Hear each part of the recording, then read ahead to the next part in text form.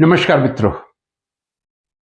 इस सेशन में एक बार फिर शिक्षा के क्षेत्र में प्रैक्टिकली मैं कह रहा हूं, हाईएस्ट डिग्री पीएचडी के बारे में कुछ आप लोगों के मत जानने का प्रयास कर रहा हूं। जी हां, हिंदी में विद्या वाचस्पति कहा जाता है। दैट इज नॉन एज विद्या वाचस्पति इन हिंदी। विद्या वाचस्पति, करेक्ट, विद्या वाचस्पति इन हिंदी। इंग्लिश में doctor of philosophy, doctor of philosophy. Practically highest degree है। इससे ऊपर भी एक डिग्री होती है, इंग्लिश में उसको डॉक्टर ऑफ साइंस डीएससी कहते हैं, ह्यूमैनिटीज में और सोशल साइंस में डीलिट या डॉक्टर ऑफ लिटरेचर कहते हैं। प्रैक्टिकली ज्यादातर पीएचडी डिग्री को हाईएस्ट डिग्री माना जाता है। पहले भी मैंने एक बार इस बात पर चर्चा की थी कि पीएचडी डिग्री केवल मात्र एक डिग्री का कागज का टुकड़ा नहीं है। आपकी अभिव्यक्ति क्या है, आपका एप्टीट्यूड क्या है, उसका साक्षात जो प्रतिबिंब आपके व्यक्तित्व में दिखाई देता है, वही असली पीएचडी का रूप होता है। यदि आपने कोई पीएचडी की डिग्री प्राप्त की है, पहले शायद मैंने किसी वीडियो में यह जिक्र किया होगा, क्यों डॉक्टर ऑफ फिलॉसफी कहा, क्यों डॉक्टर ऑफ फिलॉसफी ही कहा? डॉक्टर ऑफ केमिस्ट्री कह सकते थे, डॉक्टर ऑफ बॉटनी कह सकते थे, डॉक्टर ऑफ फिजिक्स कह सकते थे, doctor of history, doctor of Hindi, doctor of English. Philosophy, जिसको हम दर्शन शास्त्र कहते हैं, मैंने उसका उत्तर भी दिया था। पीएचडी का मतलब यह है कि आप अपने विषय में इतने पारंगत हो जाएं, इतने विद्वान हो जाएं कि आप अपनी एक नई फिलॉसफी दें। उसी को रिसर्च कहा जाता है।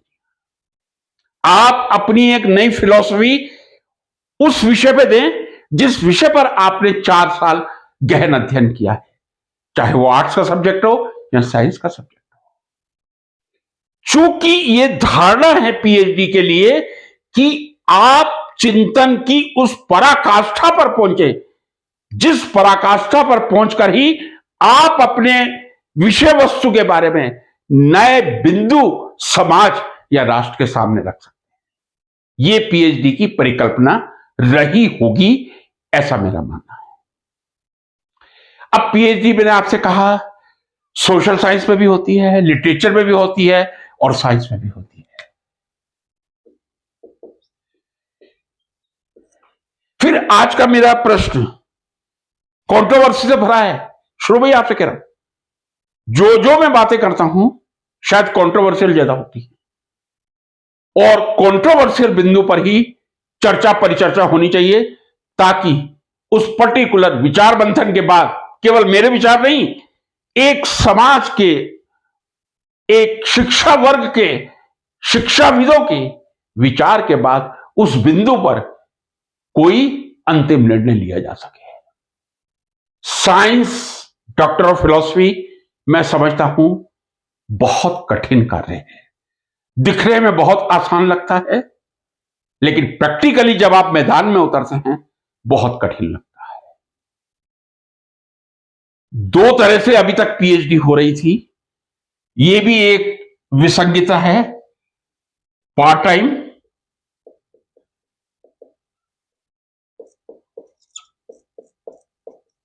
Full time. पार्ट टाइम का मतलब क्या होता है? यदि आपने 2010 के बाद पीएचडी की है या ज्वाइन की है, आपको एक एंट्रेंस एग्जाम से गुजरना होता है। ये यूजीसी ने कंपलसरी किया है। कितना सार्थक है, कितना निरर्थक है, मैं कोई कमेंट नहीं करूंगा, लेकिन यूजीसी ने हर यूनिवर्सिटी को कहा है यदि आपको पीएचडी में प्रवेश देना है तो केवल एंट्रेंस एग्जाम के माध्यम से देना होगा, उसके बाद इंटरव्यू होगा। यदि एग्जेम्पशन है तो नेट कैंडिडेट्स के लिए है। जी हां, शायद सेट के लिए भी है, नेट के कैंडिडेट्स के लिए 100% है। नेट के कैंडिडेट रिटर्न में अपियर नहीं होंगे, लेकिन उनको भी इंटरव्यू में अपियर होना पड़ेगा। उसके बाद आपका सिलेक्शन हो गया, आप अपने रजिस्ट्रेशन के प्रोसेस से गुजरे। अब पार्ट टाइम का मतलब यह है, मैंने रजिस्ट्रेशन करवा लिया, उसके बाद जब समय मिलता है 15 दिन, 20 दिन, महीना, कई बार ऐसा भी हो जाता है 6-6 महीने भी। कुछ विश्वविद्यालय ऐसे हैं जहां गाइड और शिष्य एक दूसरे का दर्शन नहीं कर सकते। दूसरा फुल टाइम है। फुल टाइम का मतलब यह है, आप पूर्णकालिक अपना पूरा समय डॉक्टर ऑफ फिलॉसफी के संदर्भ में जिस आपने विषय का चयन किया है उसके चिंतन में, मनन में, यदि आप विज्ञान के विद्यार्थी हैं तो प्रैक्टिकली ऑब्जर्वेशन लेकर आप किसी निर्णय में पहुंचकर अपनी थीसिस सबमिट करेंगे। पार्ट टाइम साइंस में पीएचडी कहां तक उचित है मैं नहीं कह सकता। एक मैंने वीडियो बनाया था यूनिफॉर्म एजुकेशन कोड का, यह भी राज्य से राज्य बहुत वेरी करता है। कई ऐसी स्टेट्स हैं जहां पार्ट टाइम पीएचडी को ही सही पीएचडी का दर्जा माना जाता था। यह मेरी बात आपको बड़ी आश्चर्यजनक लग रही होगी। कुछ राज्य हैं जहां पार्ट टाइम पीएचडी को अति ज्ञानी माना जाता था, फुल टाइम पीएचडी को नहीं। लेकिन यह एक परम सत्य है, सूरज को आप कितना अंधेरे में ढक सकेंगे अपने कपड़े से। जब रात का अंधेरा आएगा तब तो ढकेगा ही, आप अपना काला कपड़ा डाल के कितना सूर्य को ढक सकेंगे। एक छोटा सा ब्लैक रूम तैयार कर लेंगे, डार्क रूम तैयार कर लेंगे लेबोरेटरी में। फुल टाइम पीएचडी वास्तव में तथ्यों को सही तरह जानने का एक माध्यम होता है। फुल टाइम का मतलब यह है कि व्यक्ति पूरे टाइम लगभग दिन में 10 घंटे प्रैक्टिकल कार्य करके, कम से कम 10 घंटे प्रैक्टिकल कार्य करके उनका निष्कर्ष निकाले, पेपर पब्लिश करे और उसके बाद थीसिस सबमिट करे। जो व्यक्ति 4 वर्ष आप मान लीजिए प्रैक्टिकली अच्छा काम करेंगे, बहुत बहुत रेयरली आप 3 इयर्स में कर लेंगे, अदरवाइज 4 इयर्स मिनिमम टाइम है एक अच्छी पीएचडी डिग्री किसी भी फुल टाइम विद्यार्थी के द्वारा पीएचडी करने की। जो 4 इयर्स फुल टाइम डेली 10 घंटे 10 आवर्स, इतना तो एक्सपेक्टेड है। मैं इसको घटा के 8 घंटे कर देता हूं, समय के साथ परिवर्तन आ रहा है।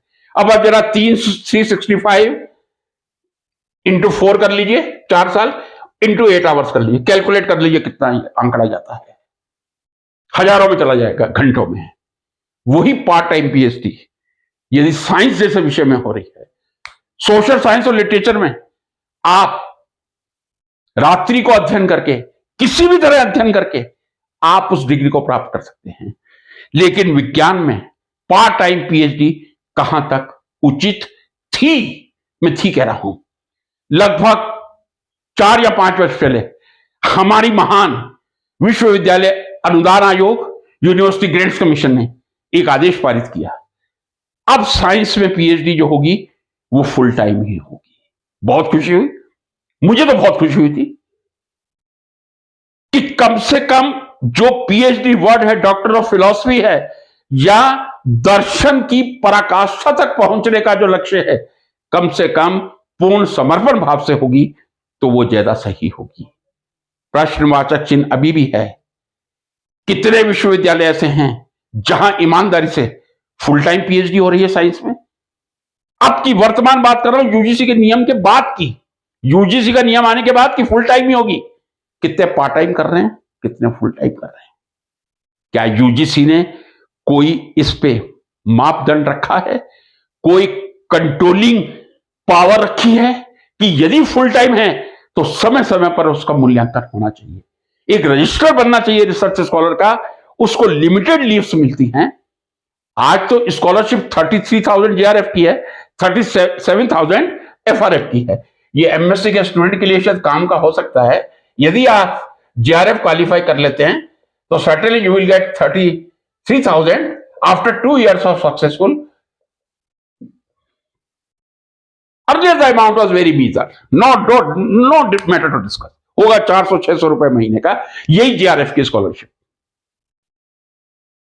स्कॉलरशिप लेने के बाद कम से कम विद्यार्थी पूरी तरह फुल टाइम काम करे।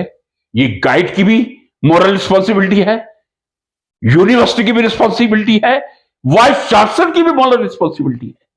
कम से कम जिन विद्यार्थियों को स्कॉलरशिप मिल रही है, यही नहीं, यदि इसके अलावा कोई और भी दूसरी स्कॉलरशिप है, क्या स्कॉलरशिप लेने वाला विद्यार्थी पूरी तरह से फुल टाइम काम कर रहा है? यही में प्रश्नवाचक चिन्ह लग गया है कि आप स्कॉलरशिप ले रहे हैं 33,000, 37,000, क्या आप रेगुलरली लेबोरेटरी में आ रहे हैं? मैं नहीं जानता ये कितना मैं सही कह रहा हूं, लेकिन सत्यता 100% है। तो जब स्कॉलरशिप लेने वाला ही फुल टाइम नहीं है, तो बाकी कितने फुल टाइम होंगे? यूजीसी ने ये जो अब ऑर्डर निकाला है, ये आज से 50 साल पहले निकल जाना चाहिए था।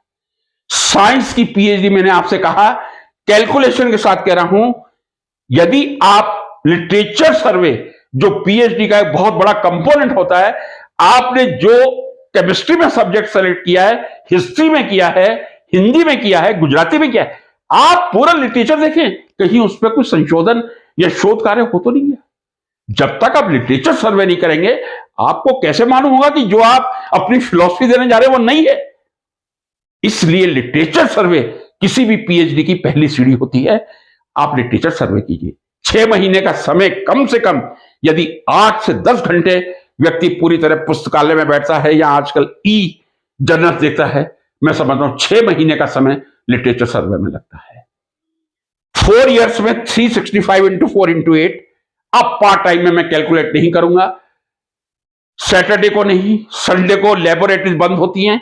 साइंस की लेबोरेटरीज की कुछ यूनिवर्सिटीज में परमिशन ग्रांट नहीं होती है खोलने की। या तो आप हर संडे को वाइस चांसलर से परमिशन लीजिए, otherwise that is not permitted. तो पार्ट टाइम साइंस में पीएचडी कहां तक उचित है? और जो पहले जिन्होंने किया है, कहां तक उचित था? क्या वो लोग पागल थे जिन्होंने उस समय में, जो डायरेक्ट लेक्चरशिप ले सकते थे, 4 साल पीएचडी के लिए लगाए थे? वो स्कूल भी ऐसे थे जहां उनको ट्रेनिंग ऐसी मिलती थी। मैं एक यहां, चाहे इसको अतिशयोक्ति एग्जेग्रेशन समझा जाए, राजस्थान यूनिवर्सिटी के स्कूल की बात करूंगा, most honourable professor RC Mehrotra sir की लेबोरेटरी की, जहां मुझे काम करने का अवसर मिला था। एक उदाहरण आपके सामने देना चाह रहा हूं। मेहरोत्रा साहब एक अद्वितीय अकार्बनिक रसायन शास्त्री थे। नेचर में पेपर पब्लिश करना काफी कठिन होता है। उन्होंने नेचर में 3 पेपर पब्लिश किए थे। जो उनका कंट्रीब्यूशन मेटल एल्कोक्साइड्स, बीटा डाइकीटोनेट्स पे था, उसका कोई मुकाबला बहुत मुश्किल था। यदि किसी ने मुकाबला किया था तो मैं समझता हूं शायद प्रोफेसर विल्किंसन ने किया था, जिनकी कॉटन विल्किंसन की किताब थी। और he was such A task master. आपको प्यार बहुत करेंगे, लेकिन काम में कहीं कॉम्प्रोमाइज नहीं होगा। यदि आपसे एक्सपेक्टेड है कि आप लैब में सुबह 9 से शाम को 7-8 बजे तक रहेंगे, तो आपकी परीक्षा की घड़ी, ये मैं प्रोफेसर मेहरोत्रा सर की लेबोरेटरी की बात कर रहा हूं, और कोई जो उनके स्टूडेंट नहीं है, उनको ये गलत लगे, कृपया कमेंट बॉक्स में जरूर लिखें। शाम को जब वो दिल्ली से आया करते थे, फ्लाइट से उतरते ही सीधे डिपार्टमेंट आते थे और लेबोरेटरी में आकर देखते थे कौन कौन विद्यार्थी काम कर रहा है। अचानक निरीक्षण करते थे शाम को 7 बजे सीपी भसीन है या नहीं है। और उनकी जो स्टाइल थी मुझे आज भी याद है।